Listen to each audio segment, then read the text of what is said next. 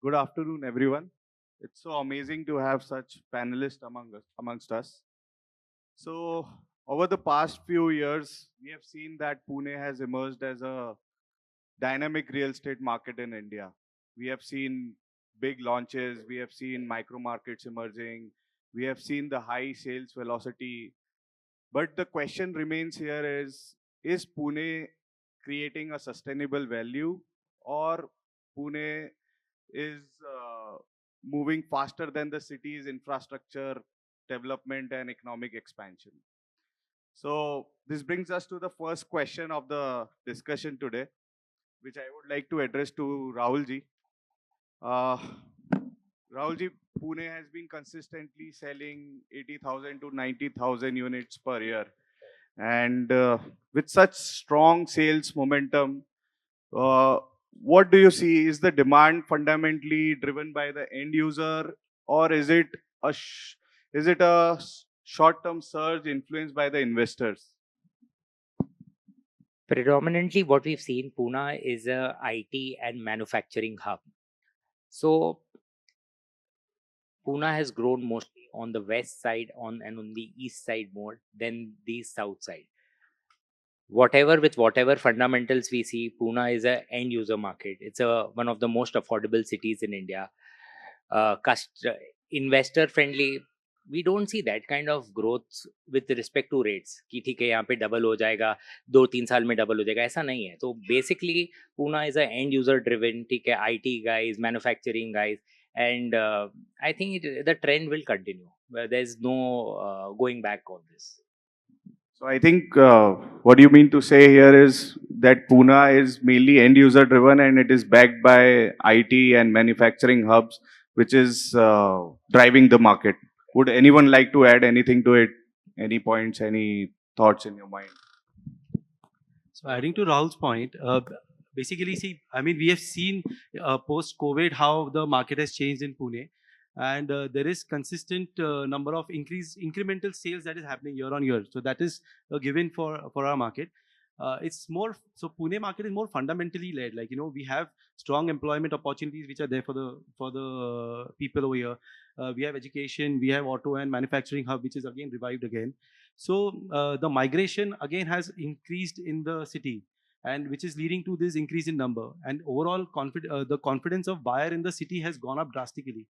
But yes, the fundamental question that you asked initially, that whether the growth is matching with the infrastructure, the urban development.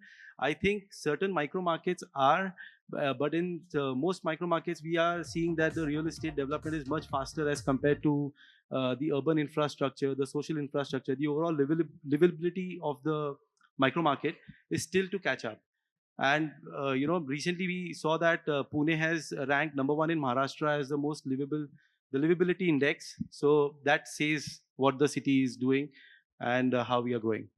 As you mentioned about the micro markets, my second question about micro market is only that we are seeing new micro markets emerging, and we are seeing a 30 to 40% absorption rates like in Tathavade, Vagoli, Ravet, Hinjewadi Phase 3, which Krisala has done a launch recently.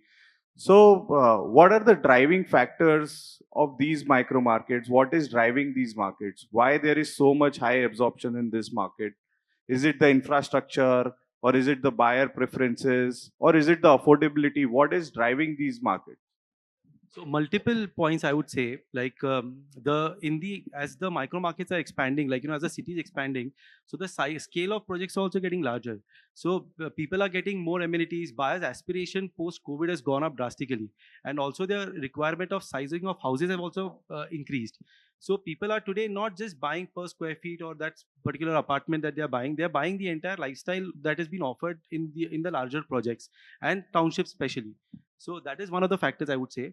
Second, definitely is affordability to a larger extent, because as we move out away from the city, the cost is quite in check. Like in terms the affordability increases and the buyer's preference also increases. There is a lot of push because of metro, I would say, and also the ring road that finally is coming to fruition. So that is also helping these new micro markets flourish. And like I said earlier, like real estate is reaching first, and then the infra is reaching. So that is one aspect, where we would want to, as developers, as collective, as a city urban planners, we'll have to work to ensure that we reach the infra reaches faster. So, coming to the next question, Sagar sir, I would like to ask you this question. We have seen that Pune's prices are going high. In last 3 years, 18 to 20% price growth Pune has seen. We are also seeing that the projects which are being launched are launched at a higher price point, 15 to 20% higher price point. Because of the certain factors, land prices have gone high, input cost has gone high, so prices is increasing. But I would like to know from your perspective, is this Pune price growth sustainable over the next 5 years, or the buyers will look for more affordability in the coming years? I don't think so for affordability. Rather, I think that if you're saying the rate has increased 15 to 20%, but as a developer, we have very lesser margin in Pune as compared to when you work in Mumbai. So I don't think I can say these rates are better. Rather, I feel that there should be more hike. There should be little extra price point in Pune, so as we can deliver a better product. Now, if you talk about the west side, like Tathode market, the sellable is ranging from 6,500 to 8,000 rupees roughly, and the increased FSI, for which the cost of the construction has increased drastically. In that sense, I don't think that 15 to 20% margin is currently also sufficing the profit margin. Rather, most of the times I feel that as a developer, we are working on a very thin margin, and it's a risky market overall, where the price points are below 8,000 rupees. Especially those markets are very risky as far if your land buying is expensive or you're not selling at the right rate. So I feel this rate has to be sustainable, but I'm expecting, I generally discuss with many developers who's working in my micro market. I have been discussing with most of the CREDAI and NAREDCO team members also, that can we come down to a price which is minimum for our location. Like for example, if 10 developers are working in a particular area, can we come down to a minimum price? उसके ऊपर जिसको बेचना है बेचो, but at least the minimum price has to be there. I feel that it's important to be that price should be hiked more. But do you think the buyers will not constrain this? Like buyers will eventually have that much pocket to buy in coming 5 years? Do you think that it will, the price growth with which you are telling, because of all the other factors which is growing, buyers will be able to buy at that price in next 5 years if we see more growth in the pricing in the coming years?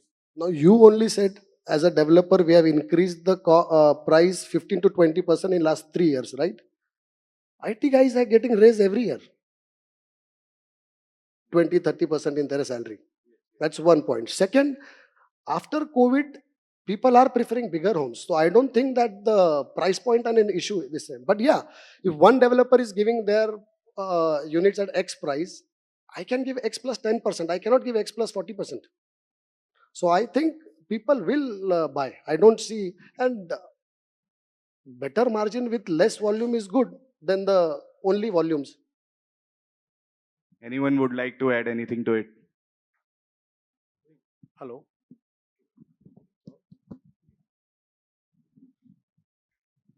I think Pune market's affordability is the very big strength, and that's why these numbers of 80,000, whereas the capital city like Mumbai, Delhi, Bangalore, Hyderabad, they are hovering. Not you'll have to hold it. Okay. Capital cities, they are hovering around 60,000-70,000 numbers, and Pune is 80,000. I think price affordability is the one thing which brings this thing, and then issue of the velocity and value which are we talking. Pune has been there are no spikes or the dips where this thing stays, some kind of stable market, and after COVID there was a velocity, not much of a value, but now value is coming into picture. People are branded products, layouts, etc. People are looking at. So value is coming into picture. And Pune growth story is a true story. The kind of now the Pune growth plan which is being done by Maharashtra government, PMRD area, which is going to give a boost. That will put both velocity and value into Pune market. So I'm very very much optimistic about Pune real estate market.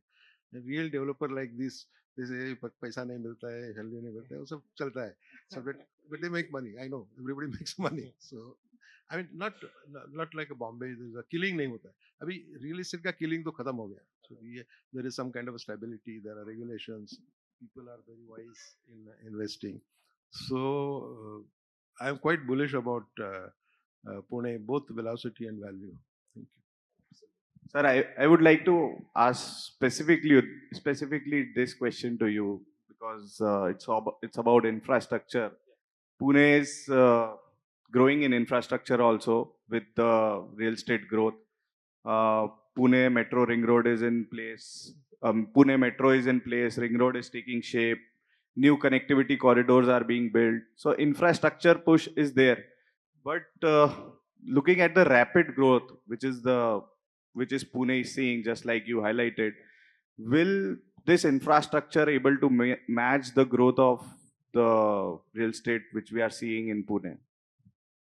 See, what government is talking now is that Pune growth plan is a big exercise. This thing, central government has given 5,000 crores for a study itself. In 5 cities, there this thing. So the study is going on. Our problem is that we studied, like in Bombay also, there is no organization for Pune. Like MMRDA, Bombay ka jo hai, there is no organization or the institution which can pull up now. But I think PMRD is being groomed for that. A lot of CM is himself concentrating on Pune. I think he might contest from Pune the way he's attending Pune's countries. So with that, and infrastructure plans are very big, very big. All kind of ring road, railways, and so many things are being talked. And the allocations are being also announced. I hope they make money available. So infrastructure push will come. It will be better than earlier, that's for sure. I mean, we were just struggling everywhere, road widening, but this will happen a big way in for next 5 to 10 years, and that will push attract more people to Pune in terms of real estate. So infrastructure, yes, there are plans. We have to implement them, and I hope these plans will be implemented. Whatever Vikasit Pune, Vikasit Maharashtra, which we are talking. So I'm optimistic again. Once again, I say both infrastructure and. So you think infrastructure and real estate growth will go hand in hand in Yes, Pune? yes. You are seeing the Yes. plan and everything. Yes. How the infrastructure is being Yes. built. That will match the growth of the real estate Yes. in Pune. Rahulji, what is your point of view on this? What do you think? See, last 10-15 years, we were only talking ki development hoga. But in current times, we are seeing ki bridges are getting built. Metro has 2 lines have already started. Then that Shivaji Nagar bridge to Baner has started. We are seeing that expansion of metro to Hinjewadi that is supposed to start in next 3 months.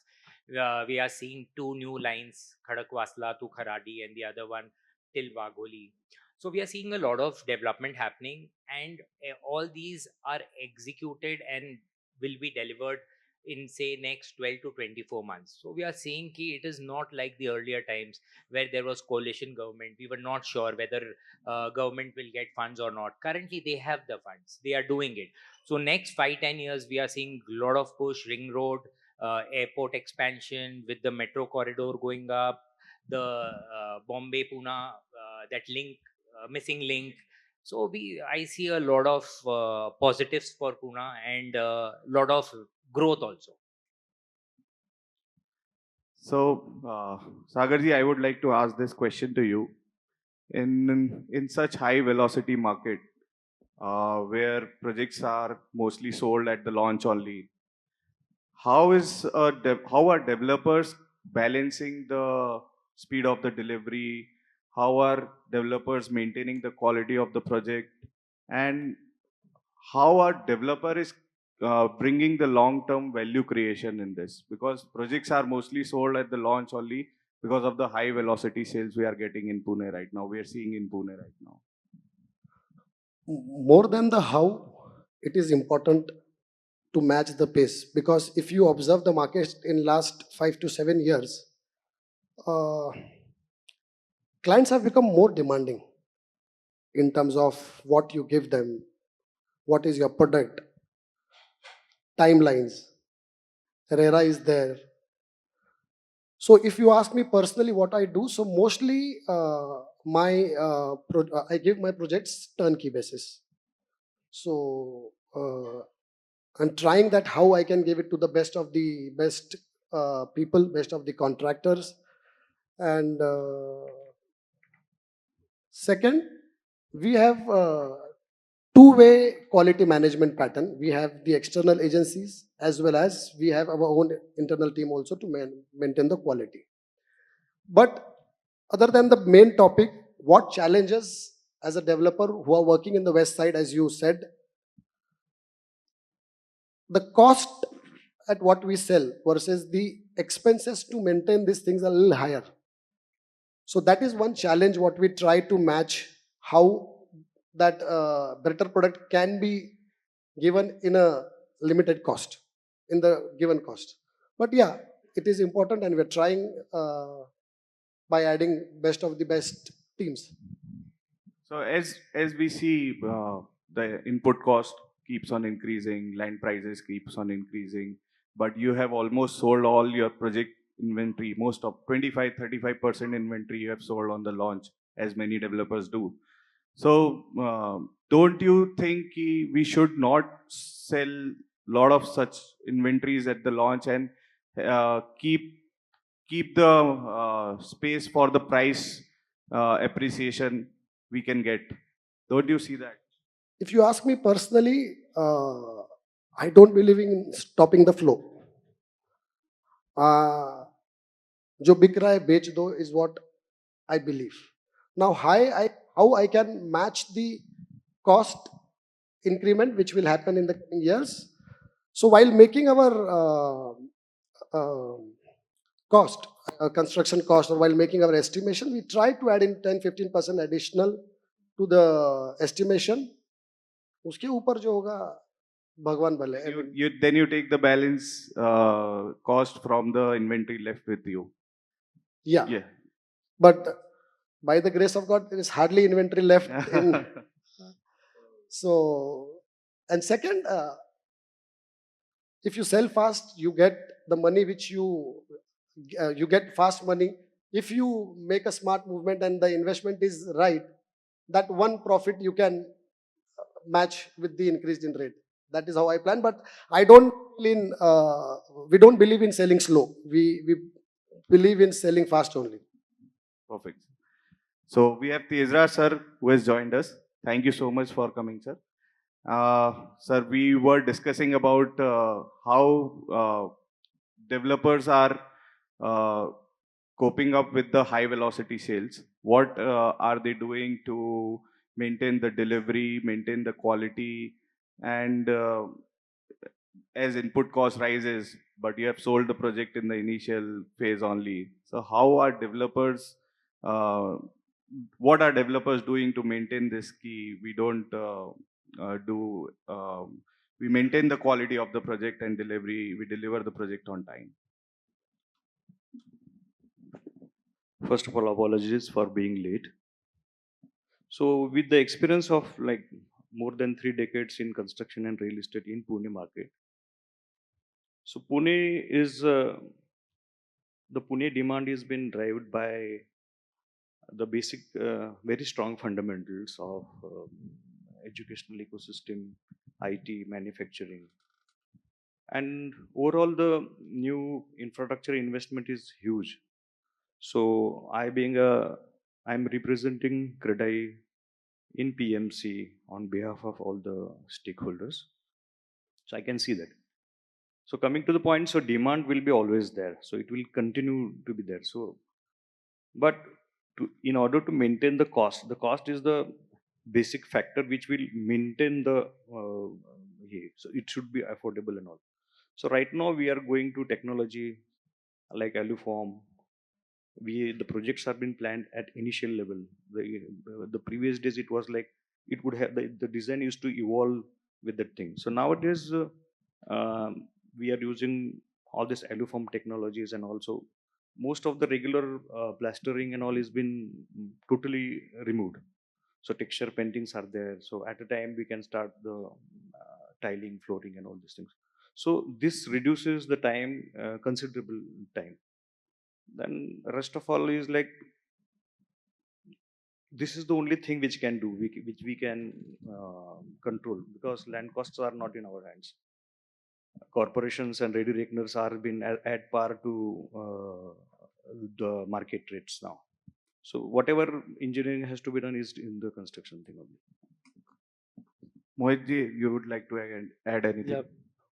So, like Sagar and Tejraj said, see what Sagar meant to say was that if we are selling faster, the capital that we deploy, so it's not that if the project cost is 100 rupees, we are deploying 100 rupees on day one. The cost of acquisition of land, sanction, and initial investment, working capital or seed money that you say.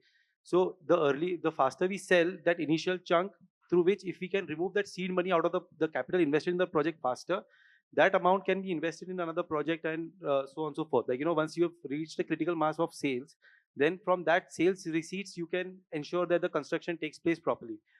Uh, of course, use of technology, like sir said, aluminum shutterings and so on and so forth. And like he also mentioned that initially projects used to get design used to evolve as we were constructing, and today because of use of technology, we are finalizing everything on day one.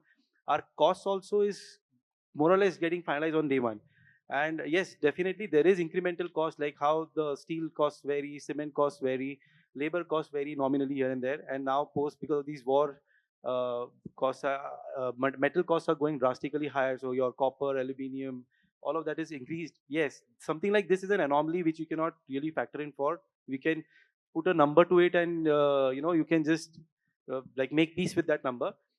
Apart from this, there is also interesting thing that I would want to add is, one is the cost of that we are investing in the development of the project, but we also need to parallelly see that once the customer has come to stay, or when the project is occupied, what is the cost of operations to these people? Because the success of all the amenities and features that we are providing in the project is only there if they are maintained in the longer run in a sustainable way. So that's where green development comes in play. Like, when we are talking about and I'm part of the green building committee, IGBC. So Pune has the highest number of green rated projects which are registered across India. So that's a big input from like what the city is planning, like the developers on the city are intending to do. So what this does is the cost of operations of the entire infrastructure of the project comes down at least by 30 to 40%. That has been proven now considerably. Consistently, we are seeing that has been beneficial to the end buyer. So even that aspect of maintaining the societies and the projects in the longer run, so that adds to the value proposition that sir mentioned initially. Like, value comes from infrastructure development, social infrastructure, urban infrastructure, definitely yes. But the value of a micro market also enhances because of the projects being maintained well and running sustainably over a period of time. Wonderful. Tejraj sir, I would like to ask this question to you. Sir, do you see that Pune could face an oversupply in certain micro market if sales momentum continues, but infrastructure and employment growth lag behind?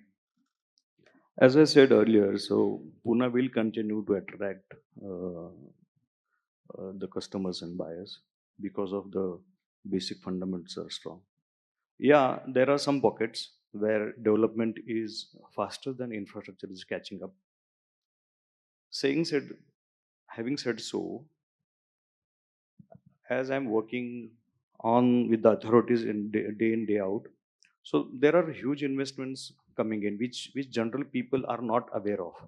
So metro routes are been finalized, DPRs has been finalized, uh, PMRDA ring road is going on, MSRDC's other ring road is going on, elevated route from Shivajinagar to is been there. Purandar Airport is been taking place. This existing, so all these things are being taken care of. In sustainability, Pune authorities are very aware. PMC commissioner is focusing on sustainability, and so there are stricter norms in pollution control norms are being very strict. Every developer is following the pollution things. Sewage treatment plants are being equipped technologically sound, and they are been added. The capacities are been modified at a very fast phase. So, and solid waste management, PMC commissioner is personally visiting the sites, surprisingly, and he is very keen on handling all these things. At the same time, he has formed a task force. Corporation has created a task force to address the missing links and bottlenecks of the main roads, which will further add to the traffic, add to the mobility and movement of the traffic. So this is on sustainability part. Ring roads are there.